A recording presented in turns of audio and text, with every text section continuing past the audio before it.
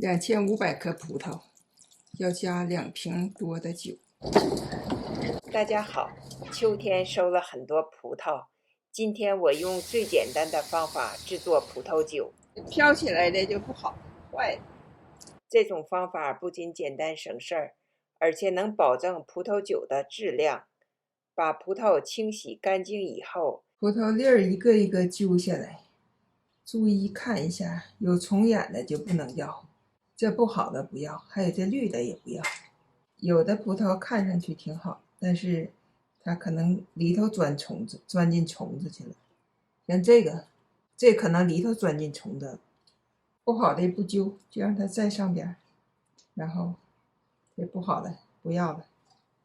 一粒儿一粒儿都摘好了，2大盘加1小盘。这个是摘出来的不好的，要扔掉。然后还发现了2条虫子，把它拿出来了。电风扇吹着，葡萄干得快。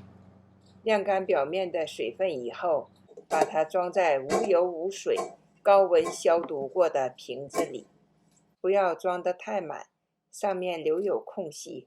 准备好黄冰糖，黄冰糖200克。这酒的度数高，是多少度？是52度的。酒要没过葡萄，大概是1:1的比例，然后在上边加入黄冰糖。黄冰糖在泡制的过程中会慢慢的融化，放到阴凉处。由于温度的不同，泡制的时间也不一样。3个月以后可以看一看，泡制半年或者1年以后，葡萄酒味道非常柔和。这种做法避免了自酿葡萄酒时发酸、长毛等现象，也避免了甲醇可能超标。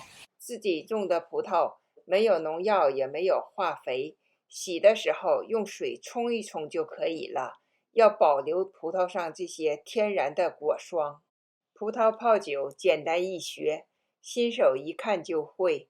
如果您喜欢这个视频，请给我点个赞。还没有订阅我频道的朋友，请点击凡人去日订阅我的频道，就不会错过下一个视频了。感谢您的收看，下次见。